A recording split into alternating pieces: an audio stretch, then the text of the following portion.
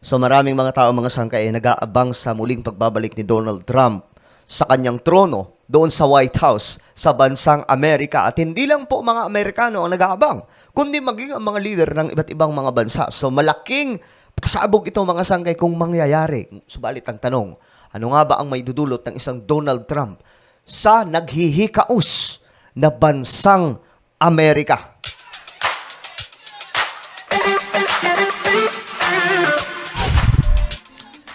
Magandang oras po sa lahat ng ating mga kababayan, lalong-lalo na po sa lahat ng mga solid sangkay na nanonood ngayon. Anyway, bago tayo magsimula, paki-subscribe po muna yung ating YouTube channel. So kung nanonood po kayo dito sa YouTube, mga sangkay, makikita nyo po yung subscribe button sa ibaba.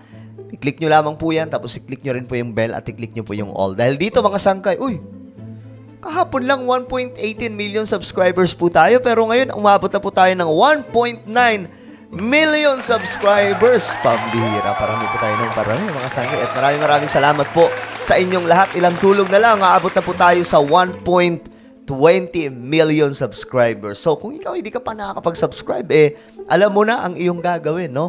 At sa mga nanonood sa Facebook, i-follow nyo po ang ating Facebook page at eto, may papagawa lamang po ako sa inyo saglit. So habang ngayon ay nanonood sa Facebook, mga sangkay, sundan nyo lamang po ito at gawin nyo ng atkwal. Sa inyong mga cellphone, makikita nyo po yung tatlong tuldok bandang itaas sa video na to. Itong mismong pinapanood nyo, kagaya na nakikita nyo sa screen. Pindutin nyo po yung tatlong tuldok, then may lalabas po dyan na show more. Then pindutin nyo po yung show more. Okay? Ganun lamang po kadali, mga sangkay. Okay, so eto na nga, pag-usapan po natin itong ano nga ba ang magagawa ng isang Donald Trump sa bansang Amerika. Nakita ko po itong article, mga sangkay, na sinasabi po dito, Europe is preparing for possible return of Donald Trump to the White House. Naghahanda na daw po ang Europe sa posibleng pagbabalik ng isang Donald Trump. Ngayon, isa po sa problema ngayon ng Amerika, okay, yung kanilang society, magulo. Marami pong mga adik, nagkalat po ang iba't ibang mga loko-loko sa Amerika, mga sangkay, na kung titingnan mo ang United States of America na noon at gayon, malayong-malayo na po ang kaibahan. So, ngayon, ano ang magiging impact ng isang Donald Trump sa White House? Ngayon, mga sangkay, balikan po natin yung kanyang naging pamumuno bago po si Biden pumasok, nung siya po ay naging Pangulo ng Amerika. Eto, mga sangkay, ang isa sa nakita po natin. Panahon po ito ni Donald Trump, okay? August 1, 2017. Trump administration officials flock to weekly Bible study classes at White House. So at that time, mga sangkay, nagkaroon po ng weekly Bible study sa White House during his term. Sa panahon po ni Donald Trump, nagkaroon po ng ganyang mga event doon sa White House. At alam nyo, mga sangkay, nakakatuwa na makita po ito sa isang bansa. Dahil alam nyo, para po sa inyong kaalaman, biblical po ito na sinasabi ng Biblia. Ayon po sa Bible, blessed is the nation whose God is the Lord, and the people whom He hath chosen for His own inheritance. Noon, mga sangkay, ang nakasentro lamang po sa Biblia, way back in the Old Testament, walang iba kundi ang bansang Israel.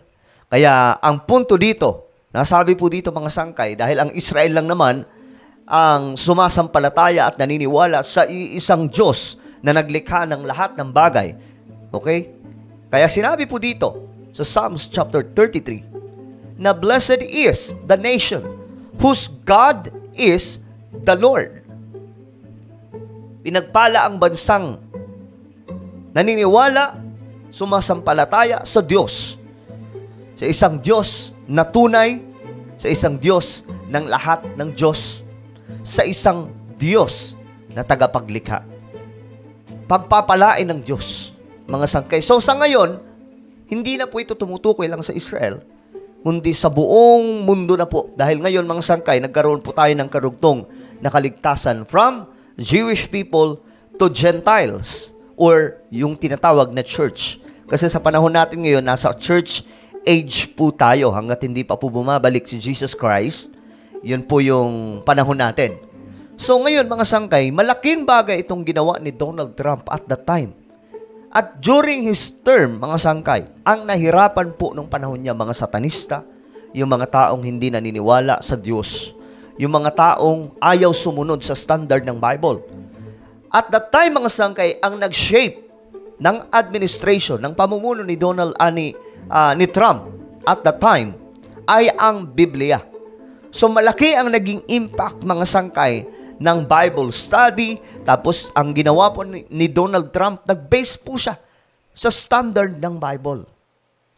Isa sa ginawa niya noon mga sangkay ay ang pagbabalik ng pagtuturo about sa Biblia sa mga schools ng Amerika. Kasi alam niyo mga sangkay, ako naniniwala, bakit ang Amerika ngayon lumulublob sa kahirapan?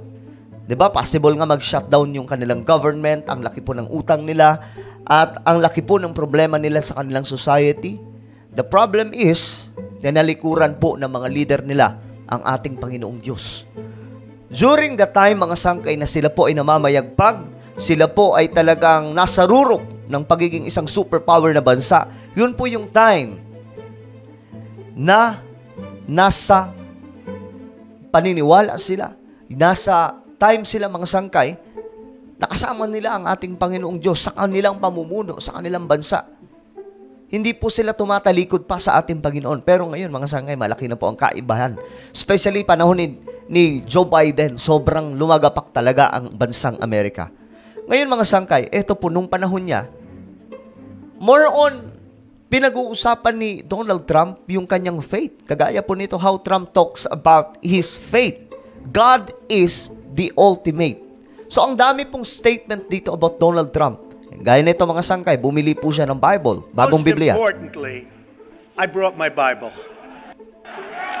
Okay? And, you know, it's First Presbyterian Church, Jamaica, and this was written by my mother. With my name, it's a long time ago. Okay. So, hindi ito bagong Biblia na bili, kundi matagal na po niyang hawak na Biblia, mga sangkay. My name, with my address, with everything. Na ipinamahana pa po sa kanya, binigay sa kanya. Somebody would return it. You know, in the Ngayon, old days, if you lost something, they returned it. Today, a little bit less so.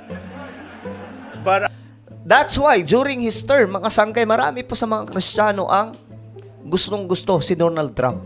At eto pa, prayer changes hearts. President Donald Trump honor God's redemptive work in former bank robber's life. So, eto mga sangkay, ang nag-shape po talaga sa pamumuno ni Donald Trump at that time ay wala pong iba kundi ang Biblia. Malayong-malayo po ito kay Barack Obama, kay Joe Biden at iba pang namuno. Kaya nga po mga sangkay, alam niyo, tingnan niyo yung pera nila. May nakasulat po doon, in God we trust. Diba? Why? Dahil halos lahat ng mga namuno sa Amerika talagang nakasentro lagi sa ating Panginoong Diyos. Hindi po sila tumalikod.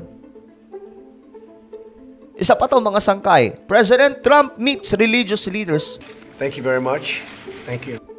Not only respected, but they're loved. Evangelical leaders, Christian leaders. So, at that time, mga sangkay, marami po sa mga Kristiyano nakakapasok po sa White House. Bakit? May Bible study, may devotion, at kung ano-ano pang mga fellowship ang mayroon sa White House. At alam niyo mga sangkay, malaki po ang impact nito sa isang bansa. Because once a government, ang isang gobyerno, ino-honor ang ating Panginoong Diyos, doon po mapasok ang mas maraming blessing. Kaya during the term of Donald Trump, mga sangkay, nandun po talaga yung blessing ng ating Panginoon sa bansang Amerika. Ito, sabi po ni Donald Trump dito, in America, we don't worship government. We worship God. Diba? Ang laking impact nito, mga sangkay. Napakaraming speech sa ganito ni Donald Trump, mga sangkay, no? Na lagi po nilang ino-honor ang ating Panginoong Diyos. Kaya po, mga sangkay, hindi na po nakapagtataka kung bakit during the time of Donald Trump, biniless ng ating Panginoon yung bansang Amerika. Kasi biblical po talaga yan. Blessed is the nation whose God is the Lord. Kung si Donald Trump ang mauupo bilang Pangulo ng kanilang bansa, dahan-dahan muling mababalik ang pagpapala sa bansang Amerika na matagal na pong tinatalikuran ang ating Panginoong Diyos ng kanilang mga leader. Kasi yung United States of America, mga sangkay, talagang lumulubog po ngayon sa kahirapan. Hirap na hirap po sila makaraos, mga sangkay, sa kanilang gobyerno, sa kanilang society, ang gulo-gulo ng kanilang bansa. Why? Kasi yung mga namuno, mga sangkay, tinalikuran ng ating Panginoong Diyos. At yun po yung danger sa isang bansang Amerika na matagal na pong kakampi ang Panginoong Diyos. Na hindi po sila pinabayaan. Ultimo pera nila, mga sangkay, nakalagay po doon, in God we trust. Why? Kasi yun po ay napakahalaga para sa kanila na lagi po nilang kasama ang ating Panginoon. Kaya malaki po ang magiging impact ng isang Donald Trump, sigurado, mga sangkay, kung siya ang mauupo bilang Pangulo ng Amerika. Though, ito na po ang nakikita ngayon ng Europe, mga sangkay, na si Donald Trump na po talaga ang mananalo. Kasi si Biden, malabong-malabo po talaga. Well, ano po ang inyong opinion regarding dito? Just comment down below. Now guys, I invite you please subscribe my YouTube channel. Sangkay Revelation, nag-upload po ako dito patungkol sa mga nangyayari sa ating mundo related po sa Biblia. Pinag-uusapan po natin dito yung mga information about the Bible. So, napin nyo na lamang po ito, then click the subscribe, click the bell, and click all. Ako na po ay magpapaalam. Mag-iingat po ang lahat. God bless everyone.